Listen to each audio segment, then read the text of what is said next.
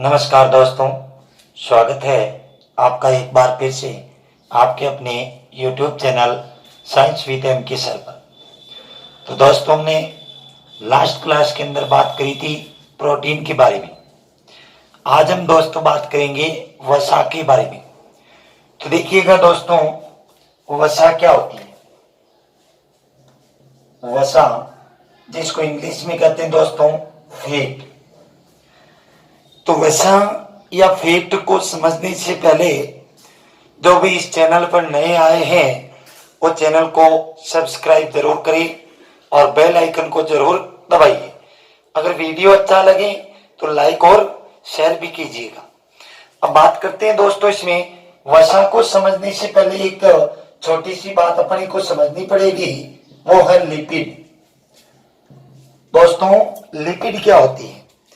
दोस्तों, वो कहते हैं ना कि जितना बड़ा सपना होगा उतनी बड़ी तकलीफें होगी, और जितनी बड़ी तकलीफें होगी उतनी बड़ी कामयाबी होगी। तो दोस्तों, लगे रहिएगा, एक बड़ा सपना लेकर चलिएगा तो आप निश्चित सफल होंगे। अब बात करते हैं दोस्तों इसमें लिपिड के बारे में। तो लिपिड क्या होते हैं? ऐसे अणु जो हमारे शरीर को सबसे अधिक ऊर्जा देते हैं।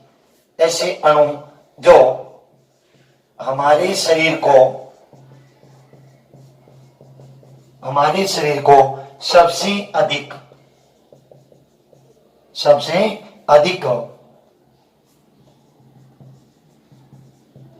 अधिक ऊर्जा देते हैं। तो उन अणुओं को क्या कहते हैं दोस्तों?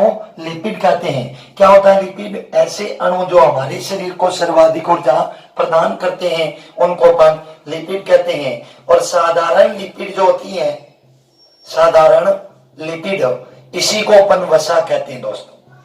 तो प्रश्न आता है बहुत बार कि साधारण लिपिड का सबसे अच्छा उदाहरण क्या है? तो आपका आंसर क्या होगा? वसा। अब बात करते हैं दोस्तों कि वसा बनती कैसे है।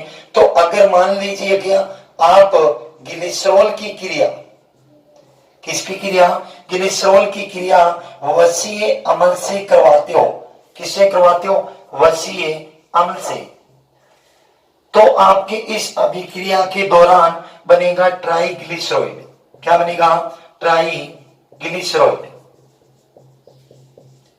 ट्राइग्लिसराइड बनेगा। यह वसा का रासायनिक नाम है दोस्तों। क्या है? वसा का रासायनिक नाम। तो पूछ लिया जाता है दोस्तों बहुत बार कि वसा का रासायनिक नाम क्या है? तो ट्राइग्लिसराइड। या ग्लिसरॉल की क्रिया वसीय अम्ल से करवाते हैं तो क्या बनता है? तो आप कहोगे ट्राइग्लिसराइड बनता है। अब बात करते हैं कि वसा जो होती है इसकी आणविक संरचना कैसी होती है। तो वसा की आणविक संरचना कार्बोहाइड्रेट के समान होती है। कैसी होती है दोस्तों? कार्बोहाइड्रेट के समान। तो वसा की आणविक संरचना का मतलब समझते हो ना दोस्तों? आणविक संरचना का मतलब होता है अणुओं की संरचना के आधार पर। तो आणविक संरचना किसके समान होती है? कार्बोहाइड्रेट के समान होती है। तो वसा की आणविक संरचना किसके समान होती है? प्रश्न आता है बहुत बार कि कार्बोहाइड्रेट के समान किसकी संरचना होती है? तो आप कहोगे वसा की। अब बात करते हैं वसा जो होती है वो किन तत्वों से मिलकर बनती है। तो वसा कार्बन, हाइड्रोजन और ऑक्सीजन से। जैसे कार्बोहाइड्रेट बनता है उसी प्रकार वसा का निर्माण होता है। तो दोस्तों, स्क्रीनशॉट ले लीजिएगा। इसके बाद आगे बात करते हैं इसमें,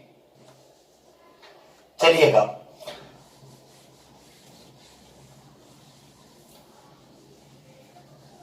तो साधारण लिपिड को क्या कहते हैं दोस्तों? साधारण लिपिड को वसा कहते हैं। तो वसा का निर्माण किससे होता है? कार्बन, हाइड्रोजन व ऑक्सीजन से होता है। अब बात करते हैं दोस्तों कि एक समस्त मनुष्य को प्रतिदिन कितनी वसा का सेवन करना चाहिए।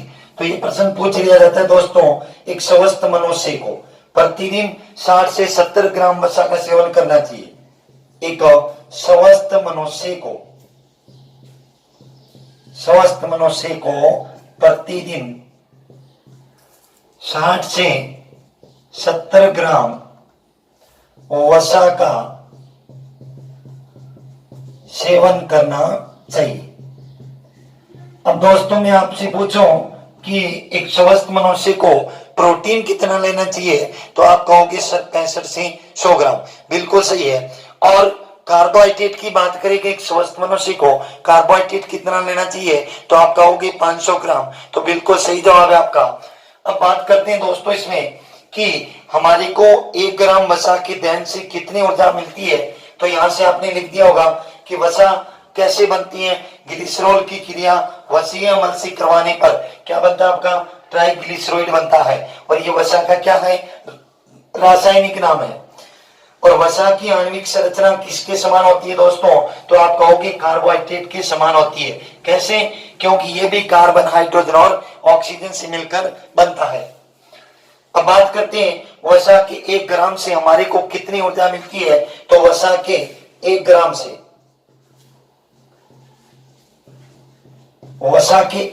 से 9.3 कैलोरी ऊर्जा प्राप्त होती है। कितनी मिलती है दोस्तों, 9.3 कैलोरी ऊर्जा प्राप्त होती है। मतलब 1 ग्राम वसा का दहन होगा तब हमारे शरीर को कितनी ऊर्जा मिलेगी, तो 9.3। अब मैं यहाँ पर आपसे पूछूं कि दोस्तों प्रोटीन के 1 ग्राम दहन से कितनी ऊर्जा मिलती है, तो आप कहोगे सर 4.2, बिल्कुल सही जवाब है आपका। और कार्बोहाइड्रेट के 1 ग्राम से कितनी ऊर्जा प्राप्त होती है, तो आप कहोगे सर 4 कैलोरी, बिल्कुल सही जवाब है आपका। अब बात करते हैं दोस्तों इसमें आगे, वसा जो होती है ये हमारे शरीर को सबसे अधिक ऊर्जा देती है। और आपसे प्रश्न पूछा जाए कि हमारे शरीर को तुरंत ऊर्जा कौन देता है, तो आपका आंसर होगा कार्बोहाइड्रेट। और हमारे शरीर को सबसे अधिक ऊर्जा किससे मिलती है, तो आपका आंसर क्या होगा, वसा। ये हमारे शरीर को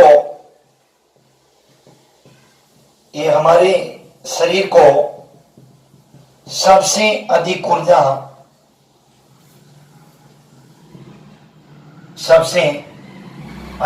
ऊर्जा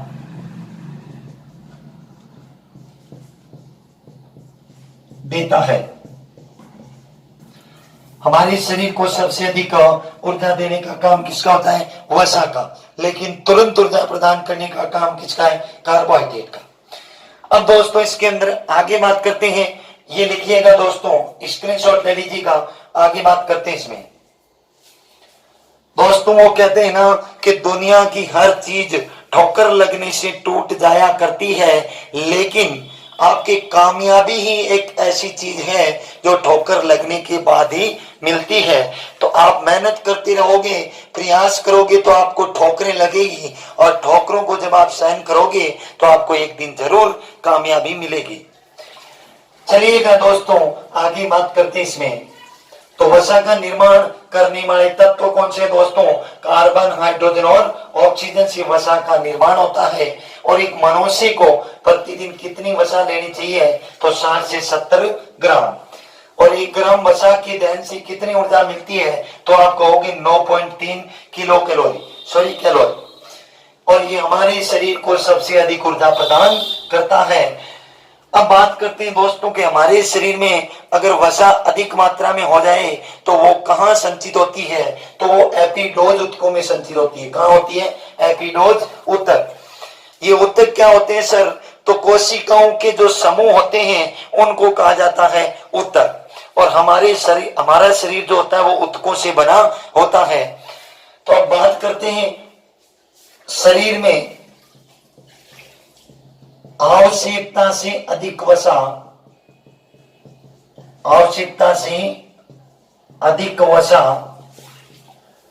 कहां जमा होती है, तो एपिडोज ऊतक में। आप क्या कहोगे, एपिडोज ऊतकों में संचित होती है। एपिडोज ऊतकों में संचित होती है। एपिडोज ऊतकों में संचित होती है। अब बात करते हैं दोस्तों कि वसा जो होती है इनको शक्ति प्रदायक ईंधन भी कहते हैं। क्या कहते हैं? शक्ति प्रदायक। पूछ लिया जाता है बहुत बार कौन से पोषक पदार्थ को शक्ति प्रदायक ईंधन कहते हैं, तो आपका आंसर क्या होगा? वसा। वसा को शक्ति प्रदायक मतलब शक्ति प्रदान करने वाला ईंधन कहते हैं। इससे हमारे शरीर को सबसे अधिक ऊर्जा प्राप्त होती है, तो इसको क्या कहते हैं दोस्तों? शक्ति प्रदायक ईंधन कहते हैं। अब बात करते हैं दोस्तों हम वसा का काम क्या होता है हमारे शरीर में। तो देखिएगा दोस्तों वसा का कार्य,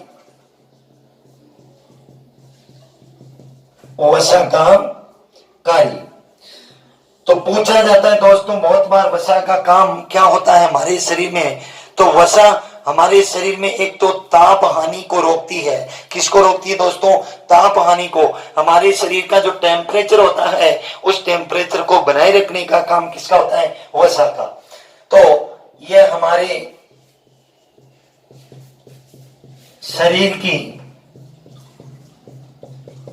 ताप हानि को रोकता है, ताप हानि को रोकता है। इसके अलावा इसका दूसरा काम ये हमारे शरीर के अंदर जो कोमल अंग होते हैं उन कोमल अंगों की रक्षा करने का काम भी करता है। तो ये हमारे शरीर के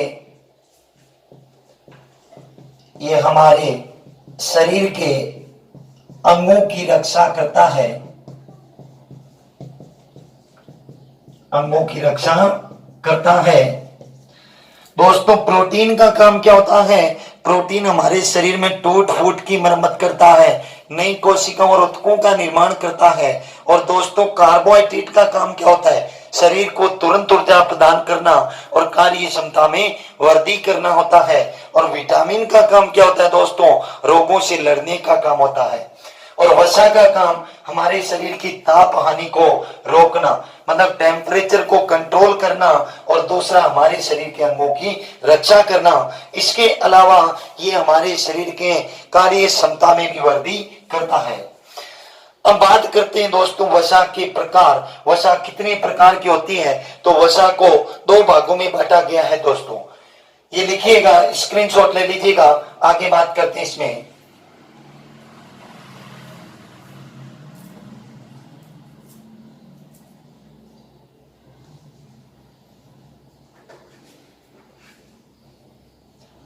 लिख दिया होगा दोस्तों। तो शरीर में आवश्यकता से अधिक वसा कहां संचित होती है?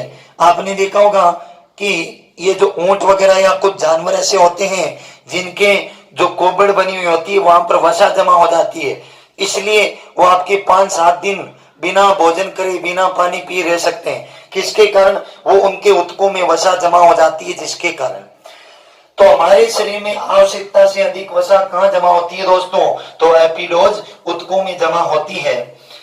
और वसा को किस नाम से जानते हैं? तो वसा को शक्ति प्रदायक ईंधन भी कहते हैं। वसा का काम क्या होता है दोस्तों? तो ये हमारे शरीर की ताप हानि को रोकता है और हमारे शरीर के कोमल अंगों की रक्षा करता है। अब दोस्तों बात करते हैं वसा के प्रकार। तो देखिएगा वसा कितने प्रकार की होती है।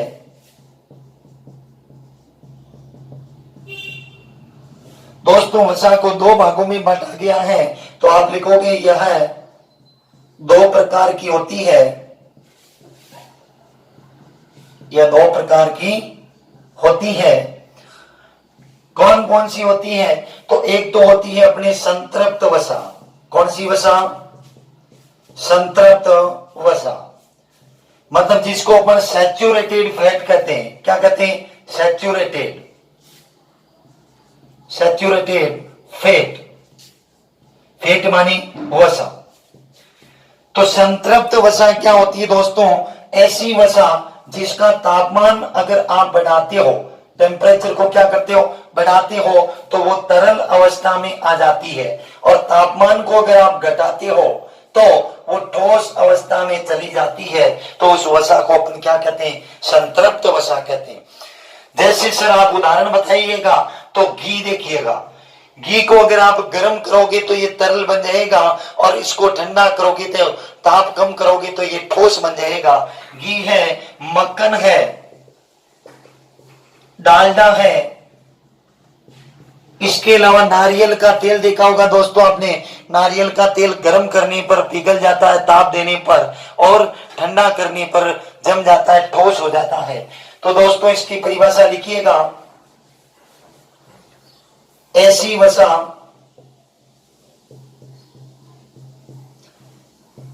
जिसका तापमान बढ़ाने पर, जिसका तापमान बढ़ाने पर तरल अवस्था में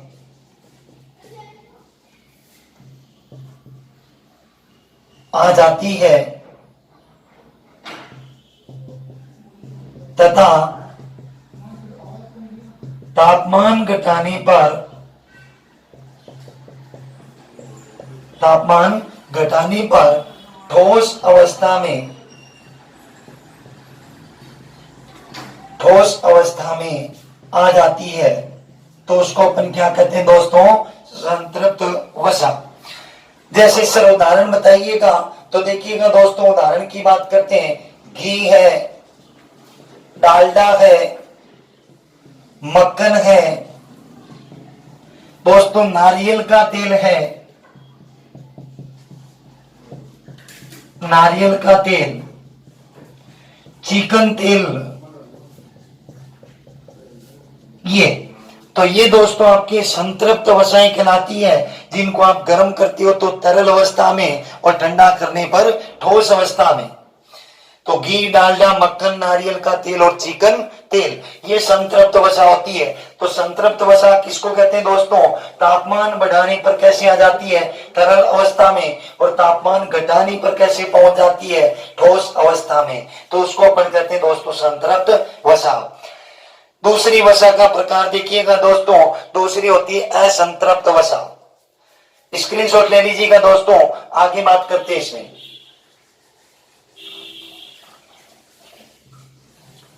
दूसरा प्रकार असंतृप्त वसा।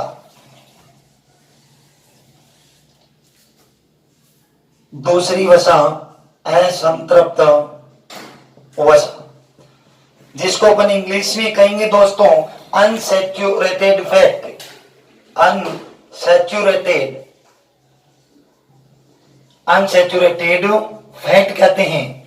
क्या होती है दोस्तों, ऐसी वसा जिसका आप तापमान बढ़ाते हो या कम करते हो तो वो तरल अवस्था में ही रहती है, और उस वसा को अपन क्या कहते हैं, असंतृप्त वसा। ऐसी वसा जिसका तापमान बढ़ाने या घटाने पर, बढ़ाने या घटाने पर तरल अवस्था में ही रहती है, तरल अवस्था में ही रहती है, तो उस वसा को अपन क्या नाम देते दोस्तों, असंतृप्त वसा। जैसे सर उदाहरण बताओ, तो उदाहरण की बात करें, देखो जैसे जैतून का तेल, जैतून का तेल देखा होगा आपने, जैसे सरसों का तेल, सरसों का तेल आप गर्म करोगे या ठंडा करोगे तो वो तरल अवस्था में ही रहेगा। सरसों का तेल, सूरजमुखी का तेल, सूरजमुखी का तेल, बादाम का तेल,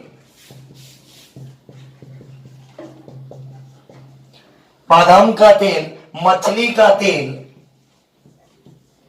मछली का तेल, और इसके अलावा एक रिफाइंड तेल भी आता है, रिफाइंड तेल। तो ये दोस्तों आपके असंतृप्त वसा के उदाहरण हैं, जैतून, सरसों का तेल, सूरजमुखी का तेल, बादाम का तेल, मछली का तेल और रिफाइंड तेल। दोस्तों आप इसको छोटी सी ट्रिक से याद रख सकते हो। इसकी छोटी सी ट्रिक देखिएगा क्या है।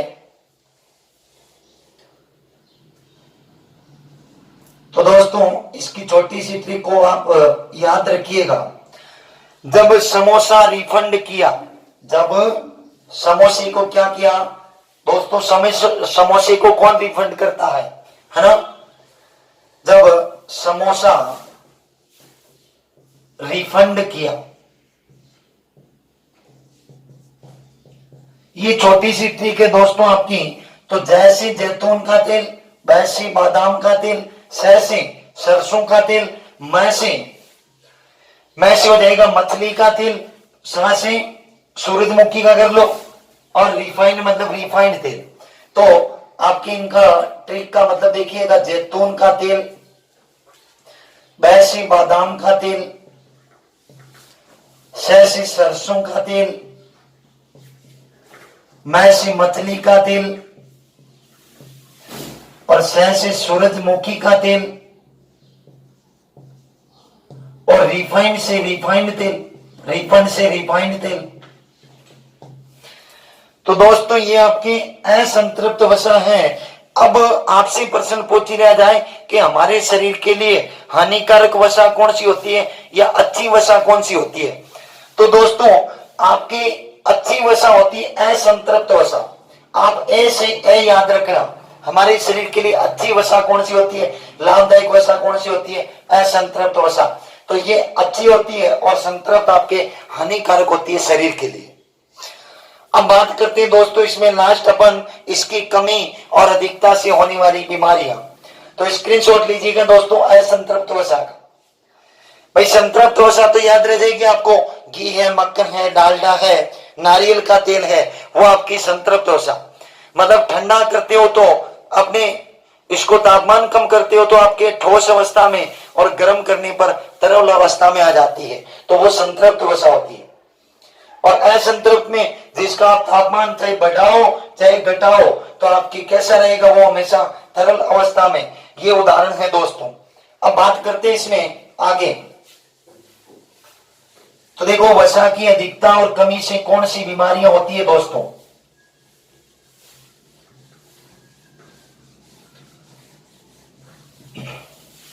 लिख दिया होगा आपने दोस्तों। आगे बात करते हैं।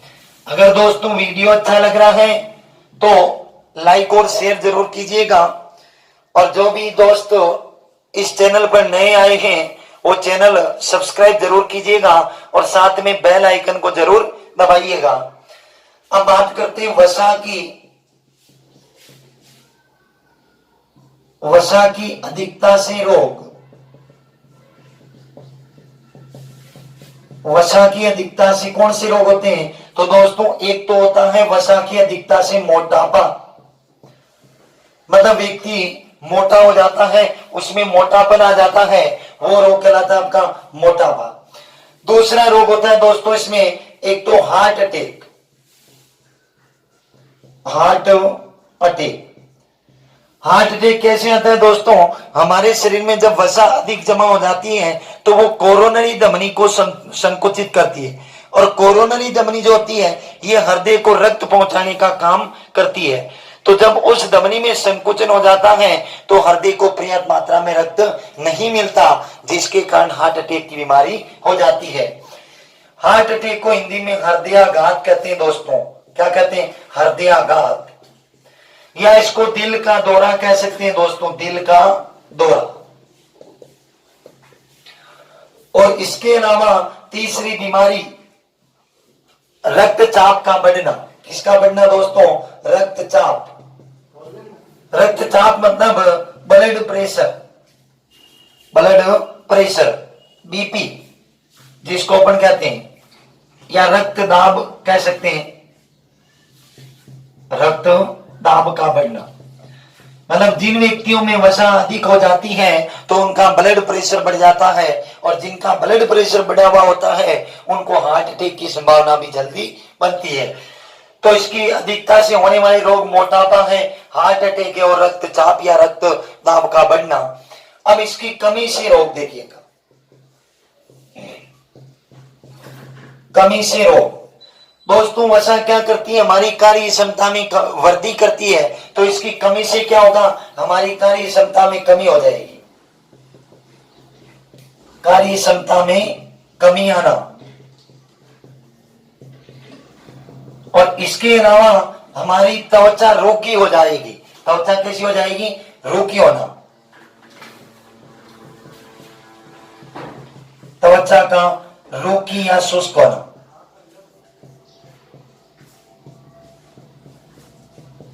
हमारे शरीर की जो त्वचा होती है वो रूखी और शुष्क हो जाती है दोस्तों, ये इसकी कमी से रोग। तो दोस्तों ये थी वसा अपने। अब इसमें लास्ट अपने जो पोषक पदार्थ खनिज लवण बचे हैं तो उनको अपन अगले वीडियो में देखेंगे दोस्तों, तो जुड़े रहिएगा कंटिन्यू। और दोस्तों आज ये क्लास लेट होने का कारण है थोड़ा सा गले में प्रॉब्लम होना। तो दोस्तों आप जुड़े रहिएगा इस चैनल के साथ। अच्छा लगा वीडियो तो लाइक और शेयर कीजिएगा दोस्तों। और जो भी इस चैनल पर नए आए हैं वो सब्सक्राइब जरूर करके बेल आइकन को जरूर ऑन कर लीजिएगा दोस्तों। तो दोस्तों फिर मिलते हैं अगले वीडियो में, तब तक के लिए जय हिंद, नमस्कार।